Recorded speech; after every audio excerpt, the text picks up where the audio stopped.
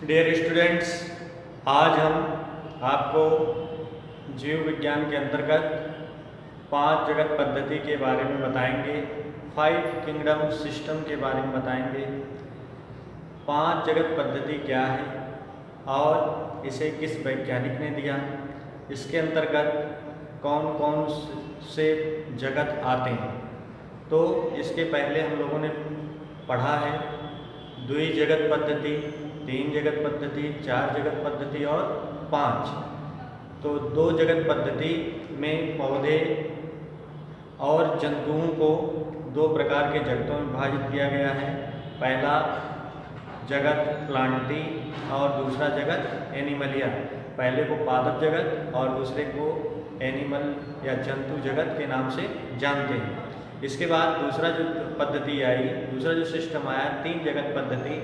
इस पद्धति को अर्नेस्ट हेकल नामक वैज्ञानिक ने दिया था और इसमें उन्होंने बताया कि संपूर्ण पृथ्वी पर पाए जाने वाले जीवधारियों को 3 जगतों में विभाजित किया जाता है, जिसमें सबसे पहला जगत प्रोटिस्टा, दूसरा जगत प्लांटी और तीसरा जगत एनिमलिया है। इस प्रकार 3 जगत में विभाजित किया गया। प्रोटिस्टा के अंतर्गत सभी प्रकार के सूक्ष्म जीवों, जीवाणुओं, एक कोश की जीवधारियों और प्रोटोजोआ संघ के प्राणियों को रखा गया।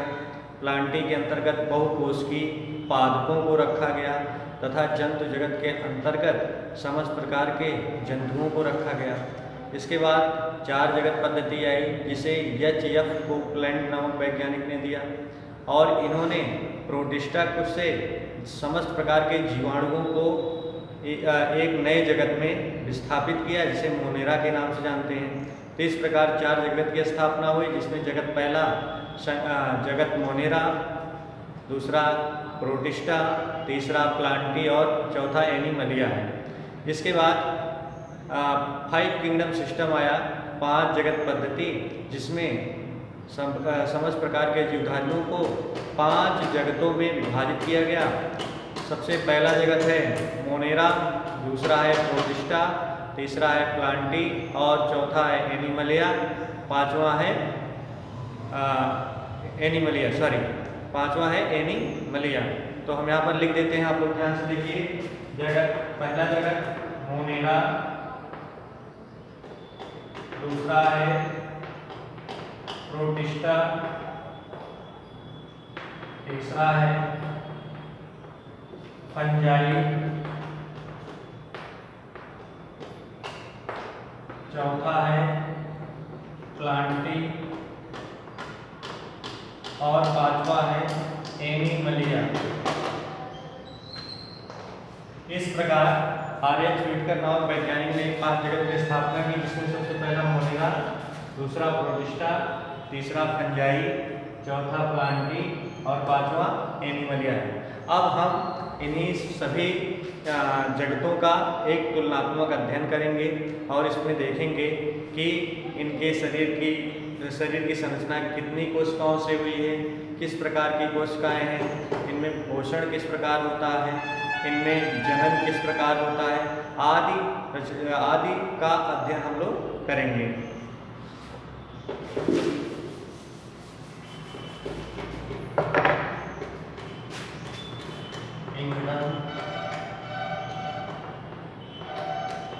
मोनेरा, दूसरा प्रोटिस्टा, तीसरा फंजाई, प्लांटी, एनिमलिया।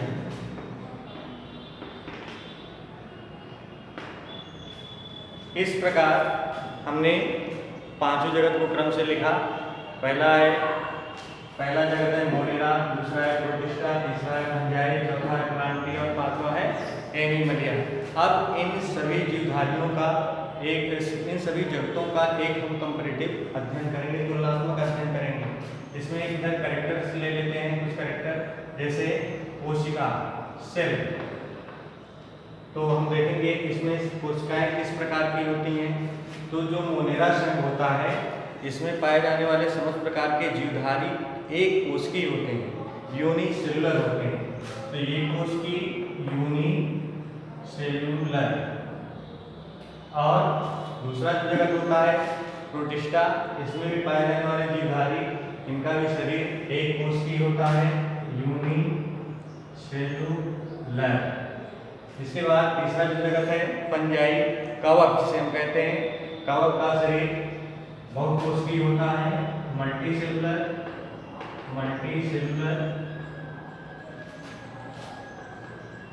प्लांटी, ये भी मल्टीसेलुलर।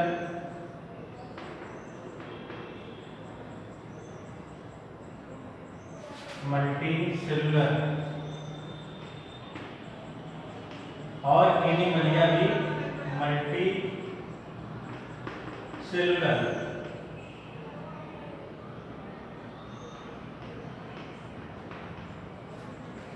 तो इस प्रकार पहला जो हमने किया, इसमें 16 प्रकार के जीवधारियों का शरीर, मोनेरा जगत के अंतर्गत आने वाले यूनिसेलुलर एक कोशिकीय, समस्त जीवधारी प्रोटिस्टा के अंतर्गत आने वाले एक कोशिकीय, कवक जगत के अंतर्गत आने वाले मल्टीसेलुलर माने बहुकोशिकीय। बहुकोशिकीय का मतलब होता है एक से अधिक कोशिका से।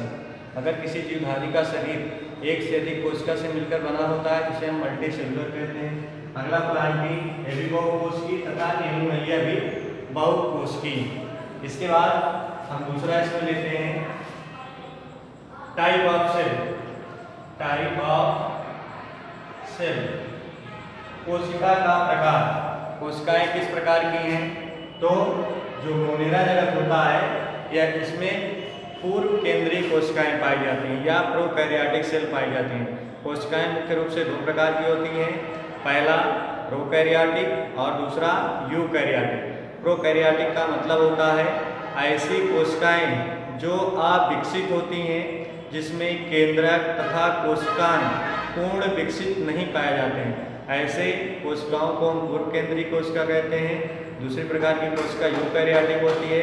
इस प्रकार की कोशिकाएं पूर्ण विकसित होती हैं या उनमें पाए जाने वाले कोशिकांग तथा केंद्रक पूर्ण विकसित होते हैं।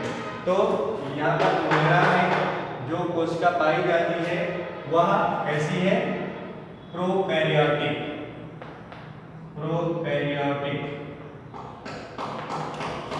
प्रोटिस्टा में कैसी पाई जाएगी? यूकैरियोटिक, डेवलप टाइप की कैरियोटिक। इसमें भी यूकैरियोटिक, इसमें भी यूकैरियोटिक पाई जाएगी, यूकैरियोटिक।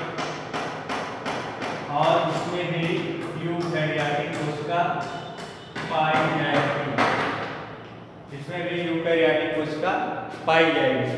अगला जो इसमें प्रकार है कोशिका वृत्ति, सेल वॉल। इनकी कोशिका वृत्ति कैसी होती है तो इसके बारे में हम जानेंगे। मुख्य रूप से मोनेरा जगत में जो जीवाणु पाए जाते हैं उनकी कोशिका वृत्ति पेप्टाइडोग्लाइकान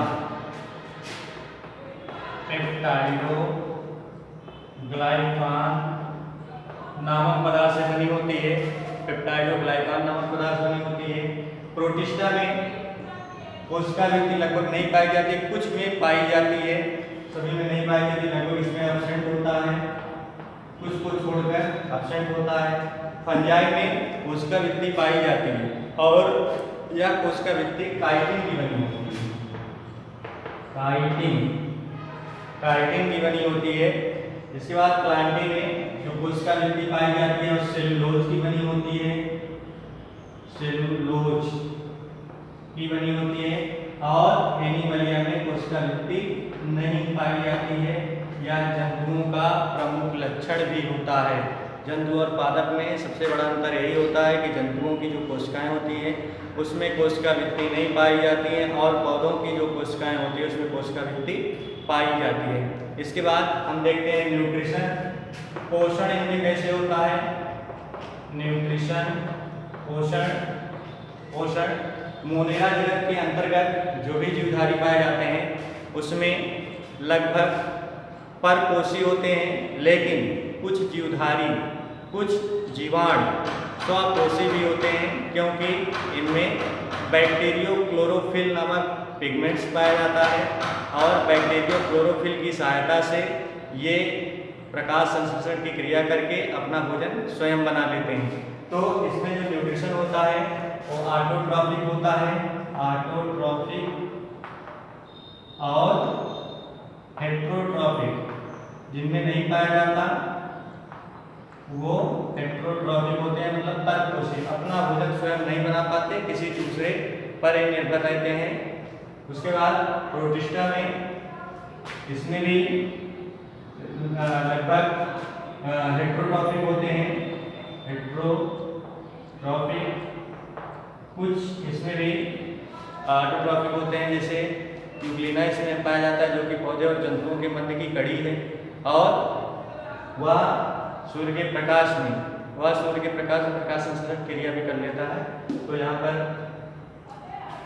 फंजाई हेट्रोट्रॉफिक होते हैं, हेट्रोट्रॉफिक परपोषी, मतलब इसमें क्लोरोफिल नहीं पाया जाता, ना क्लोरोफिल नहीं पाए जाने के कारण ये परपोषी होते हैं, अपना भोजन नहीं बना पाते। प्लांट में क्लोरोफिल पाया जाता है इसलिए ये ऑटोट्रॉफिक होते हैं, स्वापोषी होते हैं, ऑटोट्रॉफिक होते हैं, तथा एनिमल में नहीं पाया जाता है, हेट्रोट्रॉफिक होते हैं, हेट्रोट्रॉफिक। ये हो गया। तो स्वापोषी परपोषी के आधार पर जीवधारियों में कई प्रकार के होते हैं। इसके बाद है इकोलॉजिकल रोल।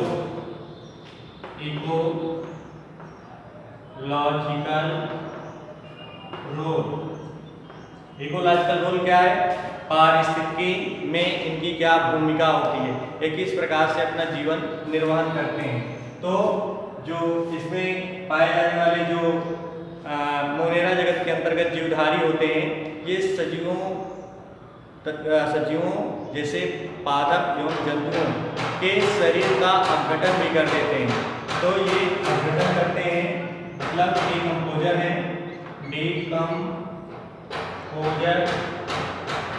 अपघटन करता है, शरीर का अपघटन कर देते हैं, अपघटन करता है। इसके बाद प्रोटिस्टा के अंतर्गत पाए जाने वाले जीवधारी, इसमें कुछ तो प्रोड्यूसर हैं, प्रोड्यूसर मतलब उत्पादक हैं, भोजन का निर्माण कर लेते हैं। कुछ उपभोक्ता हैं, कंज्यूमर हैं, कंज्यूमर, और कुछ डीकम्पोजर भी हैं, डीकम्पोजर। प्रोड्यूसर का मतलब होता है उत्पादक।